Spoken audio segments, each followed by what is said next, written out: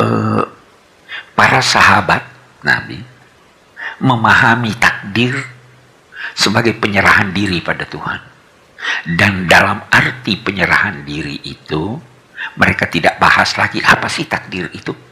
Ada satu contoh yang paling bagus, itu antara lain diperagakan oleh Sayyidina Umar. Sayyidina Umar tidak senang orang bicara takdir. Sebenarnya masa Nabi orang tidak bicara, masa Sayyidina Abu Bakar orang tidak bicara, pertengahan masa Sayyidina Umar sudah ada yang bicara takdir. Siapa yang bicara takdir di hadapan Sayyidina Umar marah. Bahkan kalau perlu dia cambuk. Ini persoalan tidak perlu dibahas. Itu sikap Sayyidina Umar.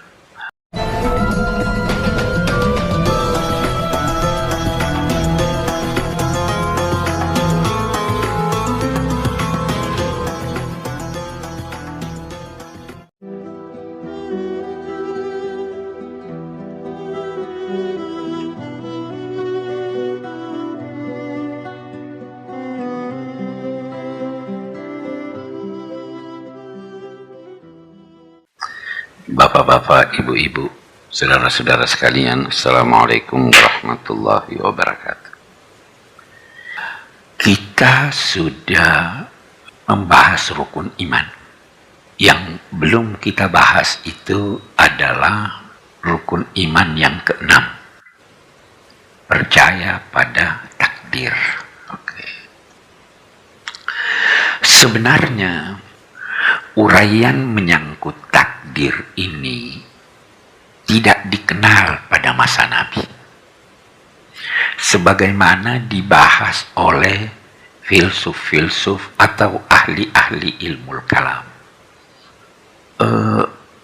Para sahabat Nabi memahami takdir sebagai penyerahan diri pada Tuhan. Dan dalam arti penyerahan diri itu, mereka tidak bahas lagi apa sih takdir itu. Ada satu contoh yang paling bagus, itu antara lain diperagakan oleh Sayyidina Umar. Sayyidina Umar tidak senang orang bicara takdir. Sebenarnya masa Nabi orang tidak bicara, masa Sayyidina Abu Bakar orang tidak bicara, pertengahan masa Sayyidina Umar sudah ada yang bicara takdir. Siapa yang bicara takdir di hadapan Sayyidina Umar marah. Bahkan kalau perlu dia cambuk. Ini persoalan tidak perlu dibahas. Itu sikap Sayyidina Umar. Beliau memahami bahwa yang penting kita berusaha. Yang penting kita berusaha. Tidak usah bahas ini terpaksa atau tidak terpaksa. Yang penting kita berusaha. Karena itu sangat populer.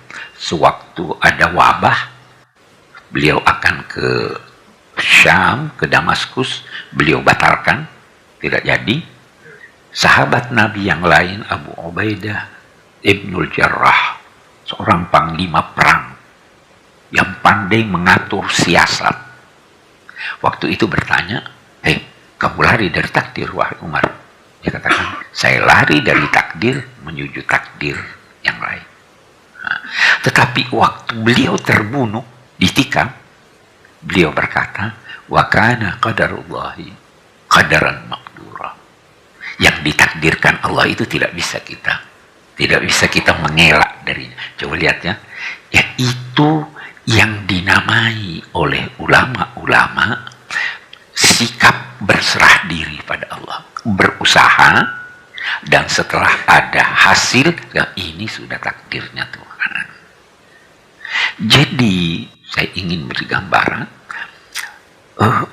Nabi dan sahabat-sahabat beliau itu tidak berbicara tentang takdir dalam arti tidak menjelaskannya, tidak mendiskusikannya dengan cara pendiskusian ulama-ulama al-kalam, para teolog.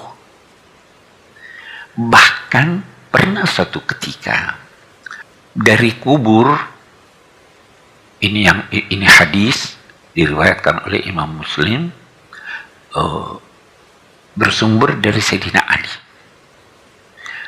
Nabi bersabda, tidak ada seorang pun di antara kamu kecuali telah diketahui oleh Allah di mana tempatnya, di sorga atau di neraka. Semua Allah sudah tahu di mana tempatnya, di sorga atau di neraka. Nah, waktu Nabi menyampaikan itu, sahabat-sahabat bertanya, kalau begitu kita andalkan saja ini Allah, keputusan Tuhan. Semua kan sudah ditentukan.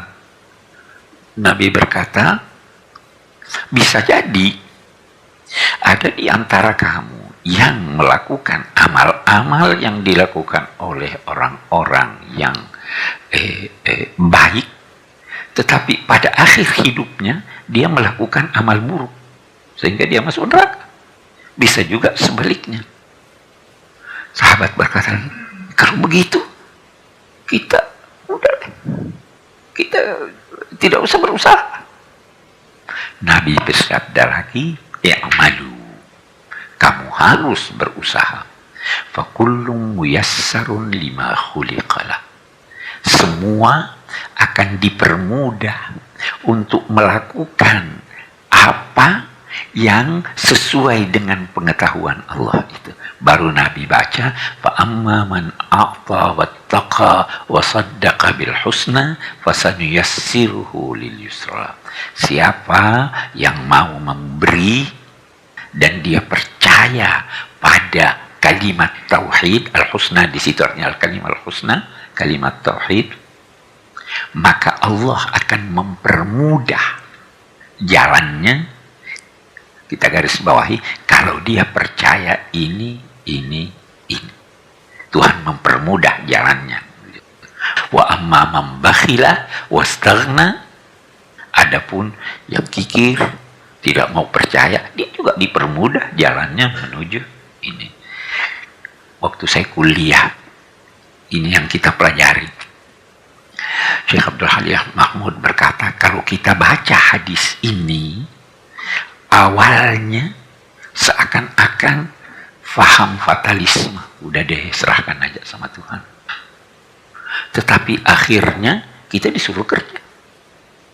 Kalau begitu, pasti pekerjaan ini punya pengaruh terhadap sorga atau neraka. Betapapun saya ingin berkata bahwa pada masa Nabi dan sahabat-sahabat besar, ini masalah tidak pernah dibahas soal percaya pada takdir. Memang Al-Quran berbicara tentang takdir. Nabi menjelaskan bahwa salah satu dari rukun iman itu antu'mina biqadarihi khairihi wa syarrihi. Kamu harus percaya adanya takdir Allah yang baik dan yang buruk. Harus percaya. Tapi apa takdir? Pandangan mereka, kita tidak usah diskusikan apa itu. Yang penting kita percaya itu kalau sudah terjadi, dan sebelum terjadinya kita usaha. Oke, itu sikap sahabat. Tapi di buku ini dia katakan terjadi perubahan sejak meninggalnya Sayyidina Ali radhiyallahu anhu. Perubahan total. Terjadi perubahan sejak berkuasanya Muawiyah. Kita tahu dalam sejarah itu dikatakan bahwa kekhalifaan yang direstui Allah itu adalah 4 khalifah. Sayyidina Abu Bakar, Sayyidina Umar, Sayyidina Utsman, Sayyidina Ali. Ini sesudah itu tidak ada lagi kekhalifaan, yang ada kerajaan. Itu mulai dari Muawiyah, itu sudah kerajaan. Oke, baik. Memang dalam sejarah terjadi konflik antara Sayyidina Ali dengan Muawiyah.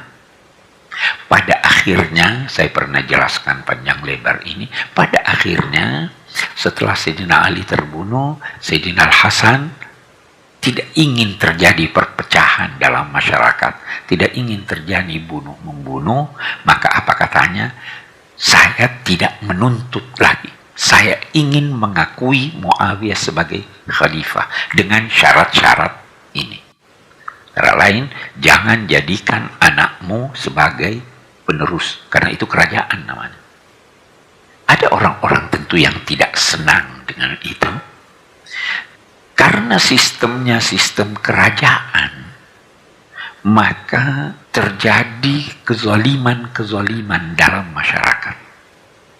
Nah, ketika itu penguasa Umayyah ingin menggambarkan pada masyarakat bahwa apa yang terjadi ini diizinkan dan direstui Allah, karena itulah takdirnya. Itu Sayyidina Ali terbunuh, takdir Allah. Muawiyah jadi khalifah, itu takdir Allah.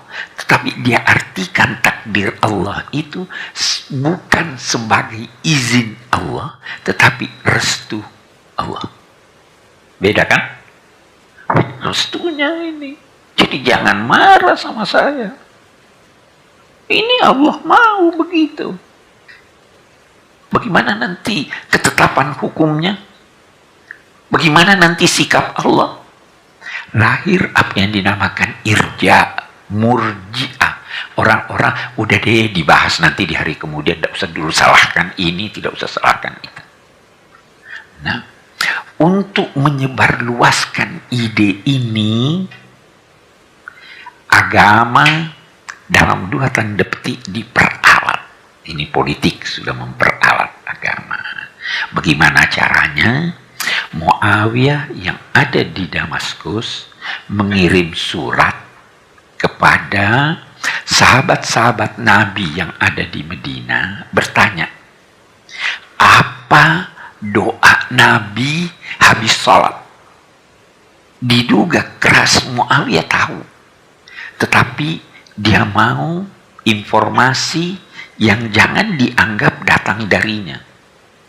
Maka dari sana, dari Medina, datang surat menyatakan begini. Doa Nabi setiap habis sholat itu adalah Allahumma la mani'a lima a'tait wa la mu'tiyah lima mana' wa la radda lima qadait wa la yanfa'u dzal jaddi minkal jadd. Ini dibaca sampai sekarang. Nah, artinya, ya Allah, tidak ada yang dapat menghalangi apa yang kamu beri. Dan tidak ada yang dapat memberi apa yang kamu halangi. Tidak berguna upaya orang-orang yang bersungguh-sungguh kalau kamu tidak restui. Oke. Ini disebarkan tujuannya, itu kehendak Allah memberi saya kekuasaan. Jangan salahkan saya. Ini disebarluaskan di masyarakat. Tentu saja ada orang yang tidak senang melihat penyelewengan, penganiayaan yang terjadi dalam masyarakat oleh penguasa ketika itu, berkata tidak ada takdir. Ini semua tanggung jawab manusia. Ya kan? Jadi ini sikap ekstrim juga. Tidak ada takdir. Itu orang yang pertama berkata begitu, Ma'badil Juhani. Orang tabi'in yang sangat-sangat terpercaya. Hati nuraninya tidak mengizinkan dia untuk menyatakan bahwa kezaliman yang dilakukan oleh siapapun itu restu Allah. Tetapi karena pandangan ini tadi berkata itu semua takdir Allah, tidak bisa dia katakan tidak ada takdir. Manusia bebas.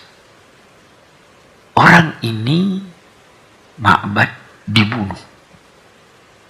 Tapi Tapi kelihatannya dia terbunuh bukan karena pandangan tentang takdir, bahwa tidak ada takdir, tetapi karena itu berbau menentang politik pemerintah. Ya kan? Dari dulu itu ada. Tersebar ini tidak ada takdir, tidak ada takdir. Ini bilang takdir, ini bilang takdir. Dalam perjalanannya lahir lagi satu orang. Dia berkata begini, masa tidak ada takdir? Masa manusia bebas melakukan apa saja yang dia kehendaki? Maka dia berkata, takdir ada. Bertolak belakang dengan ini tadi. Inilah faham, inilah nanti yang berkembang lebih jauh dalam masyarakat, sehingga ada faham fatalisme, semua ditentukan oleh Allah. Ada faham qadariyah yang menyatakan manusia bebas menentukan segala sesuatu. Yang berkata manusia bebas melakukan segala sesuatu terasa oleh satu pihak bahwa ini menyita sebagian kuasa Tuhan. Ya kan? Oh, bebas. Mana Tuhan?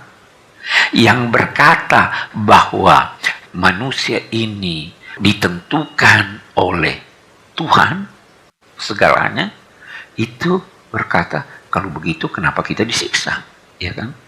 Nah, dalam perkembangannya lebih jauh dalam masyarakat, dalam perkembangannya dalam masyarakat, masing-masing mencari pembenaran dari ayat Quran dan hadis.